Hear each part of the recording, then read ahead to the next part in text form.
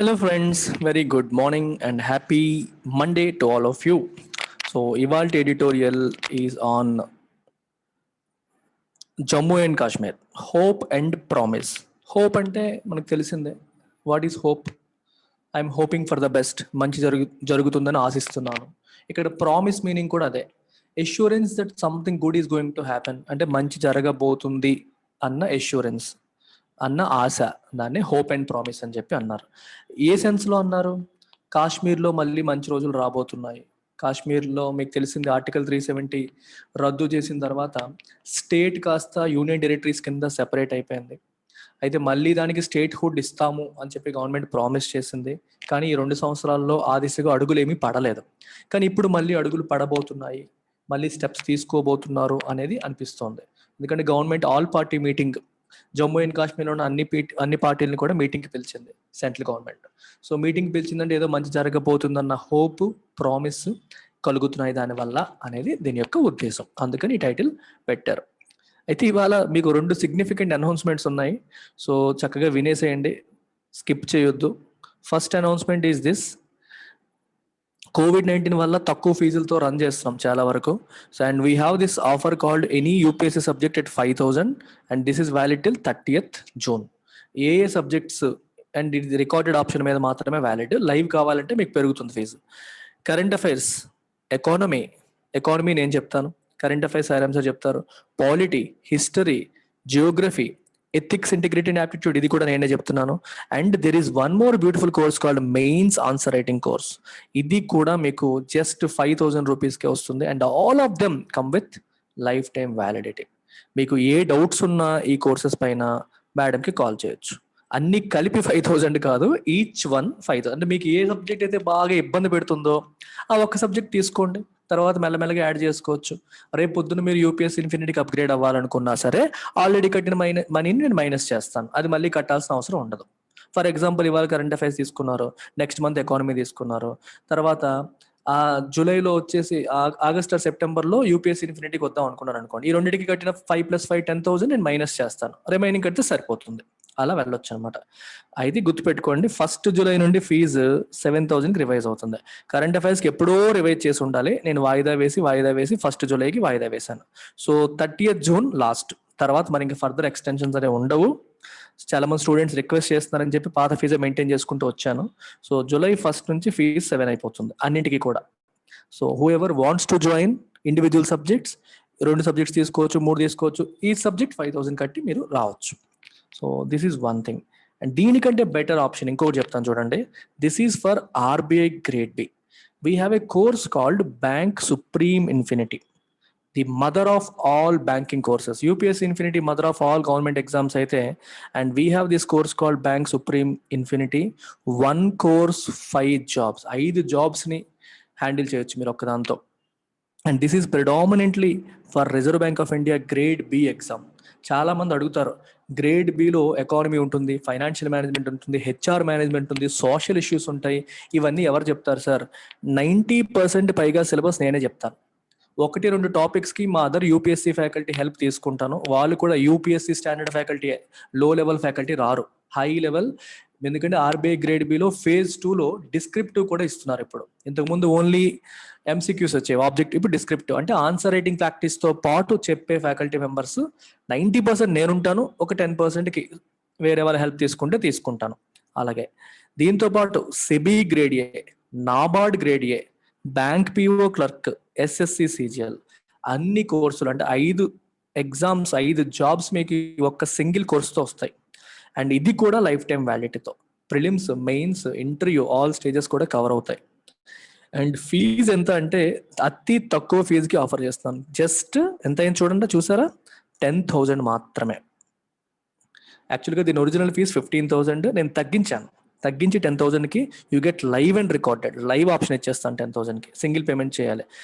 కానీ 1st July నుంచి 15 అయిపోతుంది. ఒకసారిగా 5,000 పెంచుతున్నాను అనుకోకండి. 15,000 ఫీజు ఉన్నదాన్ని నేను తగ్గించి 10,000కి ఇస్తున్నాను. So it will go back to it's original fee of 15,000 from 1st July. So ఇవాళ నుంచి 30th లోపు డిసైడ్ అవ్వడానికి ట్రై చేయండి. ఇంక డౌట్స్ ఏమన్నా ఉంటే మేడంకి కాల్ చేయండి. And that's about it. నేను కూడా ఆస్క్ మీ ఎనీథింగ్లో వస్తాను, మీకు ఏమైనా డౌట్స్ ఉన్నా క్లియర్ చేసుకోండి. ఇంత మంచి ఆపర్చునిటీ మళ్ళీ రాదు. The center's move to engage with the political leadership in Kashmir is welcome. Center's move అంటే అడుగు, సెంటర్ వేసిన అడుగు. To engage with political leadership in Kashmir, కశ్మీర్లో ఉన్న పొలిటికల్ లీడర్షిప్తో, రాజకీయ పార్టీలతో, లీడర్స్తో ఎంగేజ్ అవ్వడం అంటే కూర్చొని మాట్లాడుకోవాలి అని వాళ్ళు తీసుకున్న యాక్షన్ అనేది ఈజ్ వెల్కమ్. వెల్కమ్ అంటే ఆహ్వానించదగ్గది, desirable, welcome, it's a welcome intervention. ఈ వెల్కమ్ అనేది విచ్ పార్ట్ ఆఫ్ స్పీచ్ చెప్పండి? It is an adjective. It is a welcome move. Signaling a revival of the political process in Jammu and Kashmir, Prime Minister Narendra Modi has decided to meet 14 party leaders from the Union Territory on June 24th. 24వ తారీఖున 14 మంది Jammu and కాశ్మీర్కి చెందిన political leaders ని కలవడానికి decide అయ్యారు. So ఇది దేన్ని signal చేస్తుంది, దేన్ని ఇండికేట్ చేస్తుంది? Revival in what? Political process. Political process మళ్ళీ స్టార్ట్ అవుతుంది. యూనియన్ టెరిటరీస్ కింద మార్చేసి కంప్లీట్గా సెంటర్ కంట్రోల్లో ఉన్న జమ్మూ అండ్ కాశ్మీర్లో మళ్ళీ రాజకీయపరమైన ప్రాసెస్ అనేది స్టార్ట్ అవుతోంది. మళ్ళీ పూర్వ వైభవం వచ్చేలాగా, మళ్ళీ స్టేట్ హుడ్ పై వెళ్ళేలాగా ఒక అడుగు అయితే పడుతోంది అనేదానికి ఇది ఒక సిగ్నల్. ఎందుకంటే నరేంద్ర మోదీ గారే స్వయంగా కలుస్తున్నారు అంటే it is an indication that he is planning to change the situation of Jammu and Kashmir. Mr. Modi's outreach is taking place nearly 2 years after the state of Jammu and Kashmir was stripped of its special constitutional status and dismembered into 2 union territories through an unprecedented exercise of center's powers. దీని గురించి చాలాసార్లు 2019లో వచ్చిన ఎడిటోరియల్స్లో మనం మాట్లాడుకున్నాం. 2019, 20 ఆ ప్రాంతంలో వచ్చిన వాటిలో మనం చాలా వరకు డీటెయిల్గా మాట్లాడాం. మిస్టర్ మోదీస్ అవుట్రీచ్ అంటే అర్థం ఏంటంటే రీచింగ్ అవుట్. అంటే జనరల్గా నాకెందుకులే అని వదిలేయకుండా is now reaching out to Jammu and Kashmir people. Outreach meaning ఏంటి?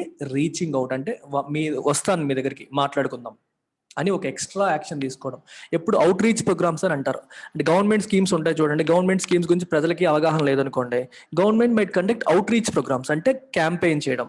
ఈ స్కీమ్స్ గురించి ప్రజలకి తెలియపరిచేలా చేయడం కోసం గ్రామాల్లోకి ప్రభుత్వ అధికారులే వచ్చి ఒక ప్రోగ్రామ్ రన్ చేశారు అనుకోండి, you call it outreach programme. అంటే government is reaching out to people, it is coming to you. వాళ్ళ పరిధిలో వాళ్ళు ఉండిపోకుండా బయటకు వస్తున్నారు అని. అలాగే ఇప్పుడు మిస్టర్ మోదీస్ అవుట్ రీచ్ అంటే వాళ్ళు ఎక్స్టెండ్ చేశారు, ఆమ్ని ఎక్స్టెండ్ చేశారు, నేను మాట్లాడతాను మీతో రండి అన్న సెన్స్ లో మోదీ గారు ఇలా చేయడం అనేది జరిగింది. ఇది ఎప్పుడు జరుగుతుంది?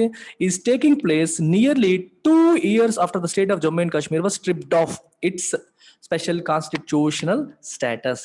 Special constitutional status Jammu and కాశ్మీర్కి ఉండింది, దాన్ని 2 సంవత్సరాల క్రితం తీసేశారు. రిమూవ్ చేసిన, స్ట్రిప్పింగ్ అంటే అది రిమూవ్ చేయడం, తీసేసిన 2 సంవత్సరాల తర్వాత ఈ మీటింగ్ జరుగుతుంది.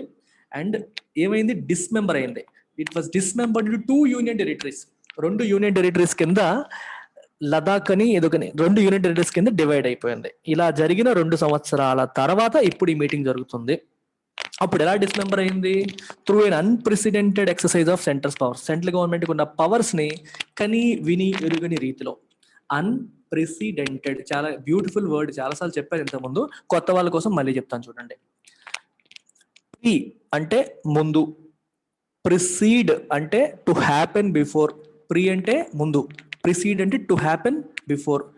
ప్రెసిడెంట్ అంటే సంథింగ్ దట్ హ్యాపెండ్ బిఫోర్, అంటే ఇంతకు ముందు జరిగింది, అంటే ఒక ఎగ్జాంపుల్ లాంటిది. Unprecedented, something that never happened before. అర్థమైందా? ప్రీ అంటే ముందు, ప్రిసీడ్ అంటే టు హ్యాపెన్ బిఫోర్, ప్రెసిడెంట్ అంటే something that happened before, unprecedented అంటే something that never happened before.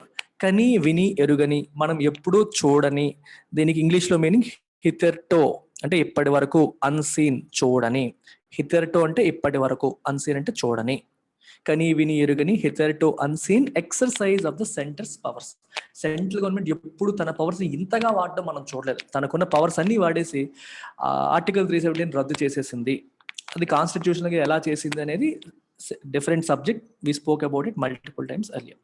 This demonstrates a desirable flexibility in his approach towards resolving the Kashmir issue. ఇది దేన్ని demonstrate చేస్తుంది? A desirable flexibility. Flexibility, rigidity. Rigidity అంటే అర్థం ఏంటి? మొండిగా, గట్టిగా, నేను అనుకున్నదే కరెక్ట్ అన్నట్టుగా ఉండడం, రిజిడ్గా ఉండడం, ఏమాత్రం ఫ్లెక్సిబుల్ గా ఉండకపోవడం. అర్థమవుతుందా? అయితే బీజేపీ గవర్నమెంట్, సెంట్రల్ గవర్నమెంట్ ఎప్పుడు కూడా రిజిడ్గా ఉంటుంది. వాళ్ళు ఏదనుకున్నారో అదే చేస్తారు, ఎవరు చెప్పినా వినరు అనేది ఒక ఒక ఒక ఇంప్రెషన్. అయితే ఇప్పుడు నరేంద్ర మోదీ గారు సరే మీరు కూడా రండి మాట్లాడుకుందాం, మీకేం కావాలో చెప్పండి అనే యాటిట్యూడ్ చూపిస్తున్నారు మీటింగ్ అరేంజ్ చేయడం ద్వారా. సో దిస్ డెమాన్స్ట్రేట్స్, ఇదేం డెమాన్స్ట్రేట్ చేస్తుంది? A desirable flexibility. నేను అనుకున్నదే కరెక్ట్, నేను అనుకున్నట్టుగానే కాశ్మీర్ ఉండాలి అని కాకుండా వాళ్ళని మీటింగ్కి పిలిచి వాళ్ళ ఒపీనియన్స్ కూడా తీసుకొని ఒక ఫ్లెక్సిబుల్ అప్రోచ్ని ఫాలో అవుతున్నారు అనే విషయం డెమాన్స్ట్రేట్ అవుతుంది దీనివల్ల. Towards resolving the Kashmir issue, Kashmir issue పరిష్కారం కోసం ఒక అడుగు వేస్తున్నారు ఫ్లెక్సిబుల్ గా అని చెప్పి తెలుస్తుంది. Considering the absence of N agenda, ఈ మీటింగ్ యొక్క ఎజెండా ఏంటి, దేనికోసం కలుస్తున్నారంటే ఒక పర్టికులర్ పాయింట్ చెప్పలేదు. ఇప్పటికి ఒక డెడ్ లాక్ లో ఉన్నాం, ఇంతకుముందు ఏదో జరిగిపోయింది, ప్రోగ్రెస్ లేదు, ఒకసారి కూర్చొని మాట్లాడకుండా ఏం జరుగుతుంది, నెక్స్ట్ ఏం చేయాలి అనే ఆలోచన వస్తుంది. అందుకని ఎజెండా ఏం లేదు. Considering the absence of an agenda for the meeting and the prevailing sense of betrayal among Kashmiris. Prevailing అంటే ఎగ్జిస్టింగ్, ప్రస్తుతం ఉన్న ఏముంది, సెన్స్ ఆఫ్ బిట్రేయల్ అంటే నమ్మక ద్రోహం. మనకి కేంద్రం నమ్మక ద్రోహం చేసింది, మనకి మోసం చేసింది అనే ఫీలింగ్ కాశ్మీరీస్ లో ఉంది, right? Among Kashmiris, any hope of a quick resolution to the frozen political questions is not realistic. Immediate గా ఈ మీటింగ్ తోనే రెజల్యూషన్ వచ్చేస్తుంది, ప్రాబ్లం సాల్వ్ అయిపోతుంది, పరిష్కారం అయిపోతుంది. దేనికి? Frozen political questions. చాలా విషయాలు ఉన్నాయి. ఫ్రోజన్ అంటే అలా ఉండిపోయాయి, గడ్డగడితే ఏంటి కదలిక ఉండదు కదా, అలాగనమాట. చాలా పొలిటికల్ క్వశ్చన్స్ ఉండిపోయాయి, అలాగే పరిష్కారం కాని సమస్యలాగా ఉండిపోయాయి. వాటన్నిటికీ ఇమీడియట్ గా పరిష్కారం వచ్చేస్తుంది అని ఆశించడం అనేది అన్రియలిస్టిక్. అది ప్రాక్టికల్ కాదు, రియలిస్టిక్ కాదు. కానీ ఒక స్టెప్ అయితే పడుతుంది. Discontinuing the special status of Kashmir was a core agenda of Hindutva nationalism for decades. Hindutva nationalism యొక్క కోర్ ఎజెండా అది ఈ రోజు వచ్చింది కాదు. కొన్ని దశాబ్దాలుగా కాశ్మీర్కి స్పెషల్ కాన్స్టిట్యూషనల్ స్టేటస్ ఎందుకు ఉండాలి, అది భారతదేశంలో అంతర్భాగమే కదా, వాళ్ళకి ఎందుకు స్పెషల్ గా, వాళ్ళకంటూ సెపరేట్ జెండా ఎందుకు, వాళ్ళకంటూ సెపరేట్ కాన్స్టిట్యూషన్ ఎందుకు, మన పార్లమెంట్ చట్టాలు అక్కడ పూర్తిగా ఎందుకు మనం అప్లై చేయలేము, కాశ్మీర్లో బయట వాళ్ళు ఎందుకు ల్యాండ్ కొనలేరు, ఇట్లాంటివి. కాశ్మీర్కి special agenda, special constitutional status ఇవన్నీ ఉండే. అవన్నీ ఎందుకు ఉండాలి, భారతదేశంలో అది కూడా అంతర్భాగమే కదా అని హిందుత్వ నేషనలిజం అంటే బీజేపీ ఫాలో అయ్యే నేషనలిజం, ఈ ఐడియాలజీ అంతా ఏంటంటే ఇది ఉండకూడదు అని చెప్పి మొదటి నుంచి ఉన్న వాదన. సో బీజేపీ అధికారంలోకి వస్తే ఏ రోజైనా వస్తుంది అనేది ముందు నుంచి తెలిసిందే. అయితే 2014లో అధికారంలో వచ్చినప్పుడు చేయలేదు, 2019లో వచ్చిన తర్వాత మాత్రం చేసేశారు. ఎందుకంటే థంపింగ్ మెజారిటీ వచ్చింది మోదీ గారికి. సో ప్రజల్లో యాక్సెప్టెన్స్ ఉంది మోదీ గారంటే అనే దానివల్ల వాళ్ళు గట్టిగా చేసేశారు. దీన్ని డిస్కంటిన్యూ చేయడం అనేది ఎప్పటి నుంచో ఉన్న agenda for decades, and which was achieved after the second parliamentary victory of Modi in 2019. 2019లో ఆయన మళ్ళీ గెలిచిన తర్వాత ఆ ఎజెండాని అచీవ్ చేశారు. There has been a concerted campaign to undermine political parties and leaders of the valley by the BJP and the center. ఇది important point. There has been a concerted campaign. Concert అనే పదం చూడండి, musical concert మీరు గుర్తుపెట్టుకుంటే చాలా ఈజీగా అర్థమైపోతుంది. Musical concert లో ఏం జరుగుతుంది, ఒకడు తబలా వాయిస్తాడు, ఒకడు వీణ వాయిస్తాడు, ఒకడు మృదంగం వాయిస్తాడు, ఒకడు హార్మోనియం వాయిస్తాడు. అంటే డిఫరెంట్ పీపుల్, ఇంకొకరు కీబోర్డ్ పట్టుకుంటారు. అంటే డిఫరెంట్ పీపుల్ డిఫరెంట్ ఇన్స్ట్రుమెంట్స్ కలిపి ఒకరితో ఒకరికి సింక్ అవుతూ రిథమిక్ గా వాయిస్తారు. దానికి కన్సర్ట్ అంటాం. సో కన్సర్ట్ అంటే అర్థం ఏంటంటే డిఫరెంట్ సెగ్మెంట్ పీపుల్ కలిసి పనిచేయడం. కన్సర్టెడ్ క్యాంపెయిన్, క్యాంపెయిన్ అంటే ప్రచారం by different set of people, different group of people. There has been a concerted campaign to undermine political parties. Political parties ని అండర్మైన్ చేయడానికి, లీడర్స్ ఆఫ్ ద బీజేపీని leaders of the వ్యాలీని undermine చేయడానికి BJP మరియు central government ఒక concerted campaign నడిపింది. ఇక్కడ concerted అనేది ఏ meaning, joint meaning, coordinated, well coordinated campaign అనేది నడిపింది. Since 2014, the BJP has worked under a premise that the PDP and NC were impediments, not facilitators, to a solution in Kashmir. ఈ PDP party, NC ఈ రెండు కూడా ఒకప్పుడు బీజేపీకి friends. BJP వాళ్ళతో కలిసి పోరాటం చేసేది, ఎలక్షన్స్ లో పార్టిసిపేట్ చేసేది. 2014 తర్వాత బీజేపీ రియలైజ్ అయింది అవి మనకి కాశ్మీర్ ప్రాసెస్ కి, కాశ్మీర్ లో సొల్యూషన్ రావడానికి ఆ రెండు పార్టీలు ఇంపెడిమెంట్స్ అంటే అబ్స్టకల్స్, అడ్డంకులు క్రియేట్ చేసే వాళ్ళు తప్పితే వాళ్ళు ఫెసిలిటేటర్స్ కాదు. సొల్యూషన్ రావడానికి వాళ్ళు కారణం అవ్వరు, వాళ్ళు సొల్యూషన్ రాకుండా అడ్డంకులు క్రియేట్ చేసే పార్టీలు అని చెప్పి బీజేపీ భావిస్తూ వచ్చింది. BJP short lived alliance with PDP, far from building bridges, created more hostility between the parties and delegitimized both in the eyes of the public. BJP పీడీపీతో కొన్నాళ్ల పాటు అలయన్స్ ఉండింది, కూటమి ఏర్పాటు చేసింది. ఈ కొన్నాళ్ల పాటు ఏర్పాటు చేసిన కూటమి ఏం చేసింది? ఫార్ ఫ్రమ్ బిల్డింగ్ బ్రిడ్జెస్ ని కన్స్ట్రక్ట్ చేయడం. బ్రిడ్జెస్ చేయడం అంటే అర్థం ఏంటంటే ఇద్దరి మధ్యలో సంధి. బ్రిడ్జ్ అంటే అర్థం ఏంటి చెప్పండి? రెండింటిని కలిపేదే కదా, రెండింటిని కలిపేది బ్రిడ్జ్. అలాగే రెండు పార్టీల్ని కలిపే బ్రిడ్జ్ లాగా ఈ అలయన్స్ అనేది రెండు పార్టీల్ని కలిపే బ్రిడ్జ్ లాగా పనిచేయలేదు. ఫార్ ఫ్రమ్ డూయింగ్ దట్, అది చేయకుండా ఏం చేసింది? Created more hostility between the parties, రెండు పార్టీల మధ్యలో శత్రుత్వాన్ని పెంచింది. కొన్నాళ్ళు కలిసి ఉండడం వల్ల ఇద్దరి మధ్య గ్యాప్ తగ్గి కలిసేలా కాకుండా శత్రుత్వం పెరిగిపోయింది, హోస్టిలిటీ పెరిగిపోయింది. And delegitimized both in the eyes of the public దృష్టిలో ఇద్దరు కూడా వాళ్ళ వాళ్ళ వాల్యూని కోల్పోయారు, డీలెజిటమైజ్ అయిపోయారు. వాళ్ళ లెజిటిమసీని పబ్లిక్ క్వశ్చన్ చేసేలాగా, వీళ్ళు జెన్యూనా కాదా అనేలాగా క్వశ్చన్ చేసేలాగా తయారైపోయారు రెండు పార్టీలు కూడా. The leaders of main stream parties including former chief ministers were jailed after 2019. 2019 తర్వాత అక్కడ మెయిన్ స్ట్రీమ్ పార్టీస్ యొక్క లీడర్స్, ఫార్మర్ చీఫ్ మినిస్టర్స్ ని కూడా జైల్లో పెట్టారు. సెంటర్స్ ఐడియా ఏంటి? To incubate a loyal political class. The center's idea to incubate a loyal political class made little progress. దీని అర్థం ఏంటంటే సెంట్రల్ గవర్నమెంట్ ఏం ప్లాన్ చేసింది? వీళ్ళకి లాయల్ గా ఉండే పొలిటికల్ లీడర్స్ ని తయారు చేసుకుందాము అని చెప్పి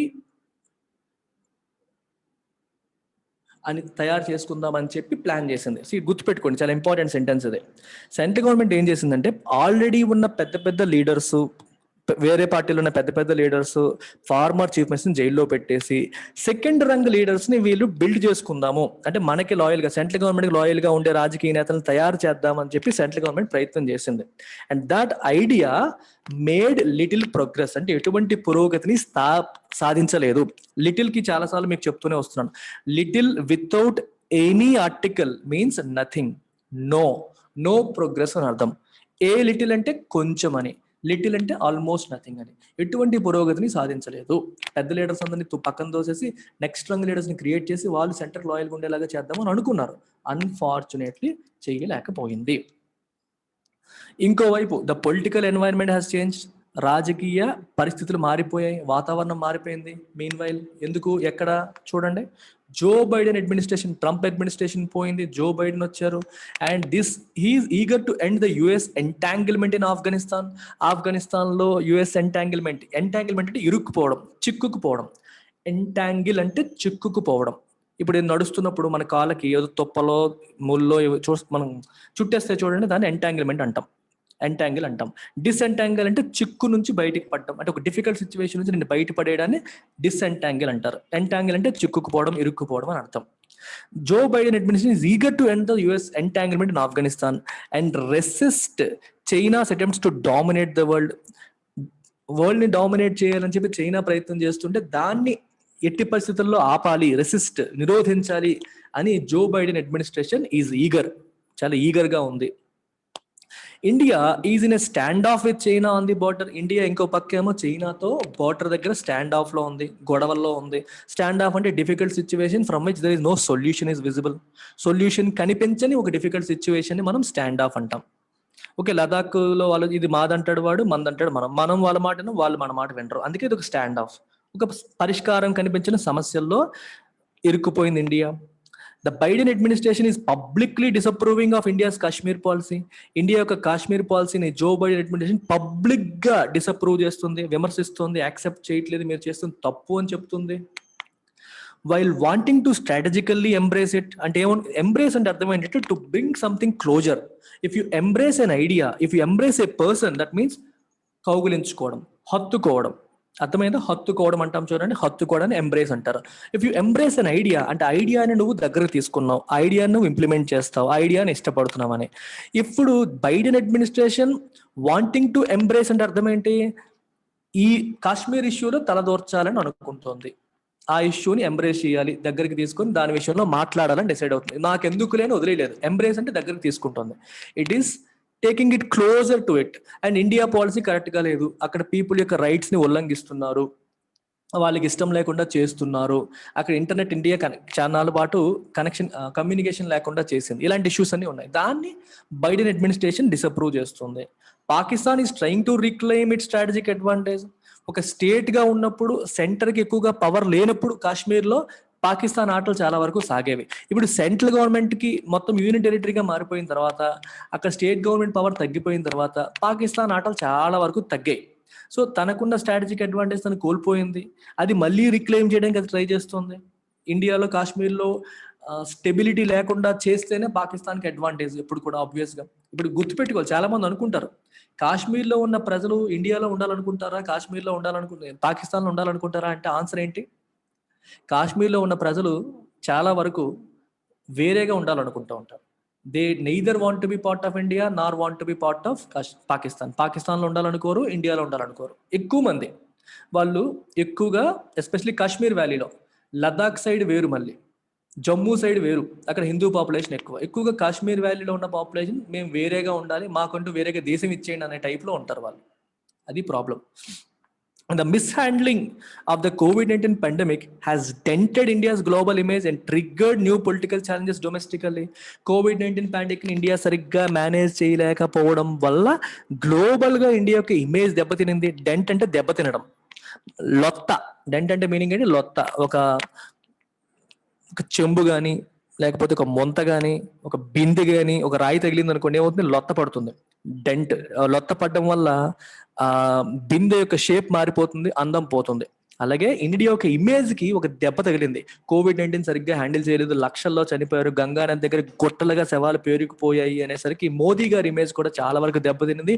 ఇండియా యొక్క ఇమేజ్ కూడా గ్లోబల్ గా చాలా వరకు దెబ్బతినింది. And trigger new political challenges domestical గా కొత్త పొలిటికల్ ఛాలెంజెస్ కూడా ట్రిగ్గర్ చేసింది. All these make rigidity less rewarding in India's Kashmir policy. అంటే ఇక్కడ ఇదంతా ఎందుకు చెప్పారు అంటే, బైడెన్ అడ్మినిస్ట్రేషన్ వచ్చి మన కాశ్మీర్ పాలసీని తిడుతోంది. COVID-19 మిస్మేనేజ్మెంట్ వల్ల మన ఇమేజ్ దెబ్బతినింది. పాకిస్తాన్ కూడా తను కోల్పోయిన అడ్వాంటేజ్ ని మళ్ళీ పొందడానికి ట్రై చేస్తుంది. ఇంకోవైపు చైనా మనకి బోర్డర్ దగ్గర ఇబ్బంది పెడుతుండే. ఇన్ని నెగిటివ్స్ ఉన్నాయి. వీటన్నిటి మధ్యలో ఇంకా గొడవలు పెంచుకొని అందరితో నెగిటివిటీ పెంచుకునే బదులు కొంచెం ఫ్లెక్సిబుల్ గా ఉంటే బెటరు. అందుకే రిజిడిటీ, మొండి వైఖరి, కాశ్మీర్ పట్ల మొండి వైఖరి వ్యక్తపరచడం అనేది లెస్ రివార్డింగ్, ఎక్కువగా హెల్ప్ చేసేలా లేదు, రివార్డ్ చేసేలా లేదు. కాబట్టి గవర్నమెంట్ ఫ్లెక్సిబుల్ పాలసీకి వచ్చినట్టుగా ఉంది అని హిందూ ఎడిటోరియల్ యొక్క ఉద్దేశం. అర్థమైందా?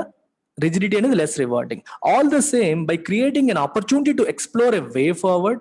అర్థమైందా? అదే రకంగా వే ఫార్వర్డ్, ఒక ముందుకు వెళ్ళడం కోసం ఒక ఆపర్చునిటీని క్రియేట్ చేయడం ద్వారా the centre has acted wisely. Centre మంచిగా తెలివిగా యాక్ట్ చేసింది.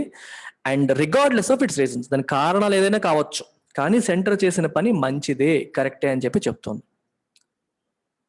అర్థమైందా? సెంటర్ చేసిన పని మంచిదే, అది చెడు కాదు. అల్టిమేట్ గా జనరల్ గా హిందూ పేపర్ లో బీజేపీ గవర్నమెంట్ గురించి పాజిటివ్ గా రాయరు, అయినా రాశారంటే ఇది మంచి యాక్షన్ కింద తీసుకోవాలి.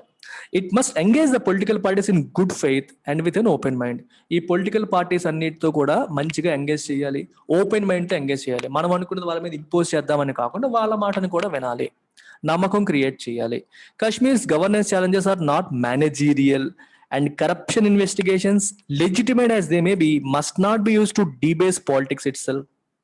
కాశ్మీర్లో గవర్నెన్స్ ఛాలెంజ్, పరిపాలన చేస్తున్నప్పుడు కొన్ని ఛాలెంజెస్ ఉంటాయి, అవి మేనేజీరియల్ ఛాలెంజెస్ కాదు.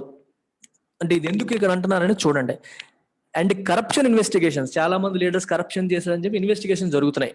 Legitimate as they may be, okay అవన్నీ లెజిటిమేట్ అయ్యి ఉండొచ్చు, నిజంగానే కరప్షన్ చేసి ఉండొచ్చు. అంటే ఇది ఎందుకు చెప్తున్నారంటే, let's say there could be a political leader who is opposing BJP.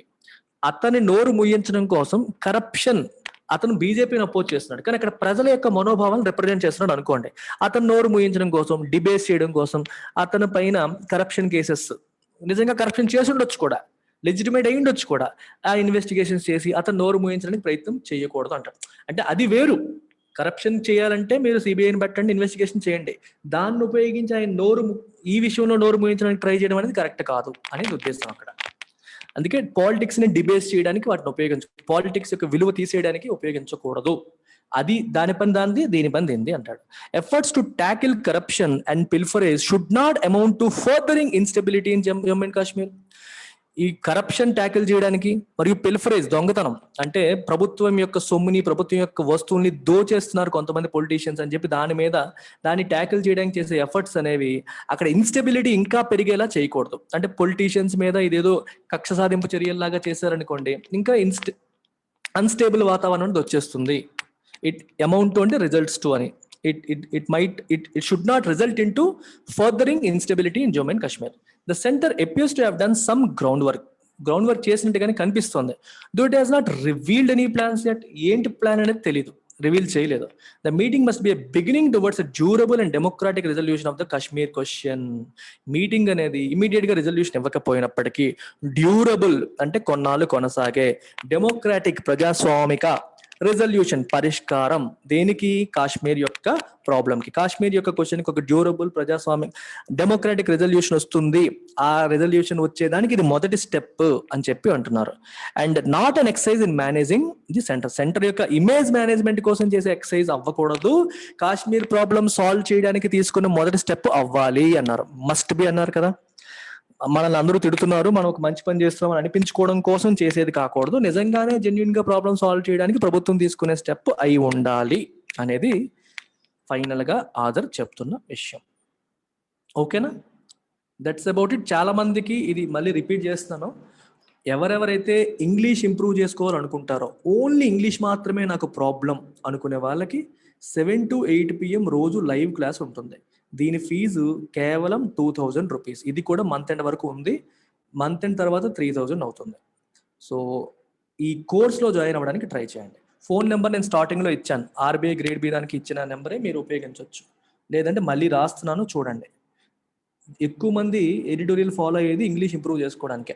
నాకు నిన్న పెద్ద ఆయన ఫోన్ చేశారు, మీరు గ్రామర్ చెప్పట్లేదు దీంట్లోనే. నేను చెప్పేశాను అప్పుడే, ఇందులో నేను గ్రామర్ అవి చెప్పలేను, మీరు గ్రామర్ కూడా నేర్చుకోవాలి, కాంపిటేటివ్ ఎగ్జామ్స్ కోసం అన్నీ నేర్చుకోవాలి అనుకుంటే ఈ నెంబర్కి కాల్ చేయండి, వచ్చి ఇంగ్లీష్ కోర్స్లో జాయిన్ అవ్వండి. 9966617148 కాల్ చేసి ఇంగ్లీష్ కోర్స్లో జాయిన్ అయితే 2000 రూపీసే ఫీజు. దీంట్లో మీకు bank exams, SSC, CGL, RBI, any government exam కోసం ఇంగ్లీష్ ప్రతిదీ నేను కవర్ చేస్తాను. That will help you. Take care, bye.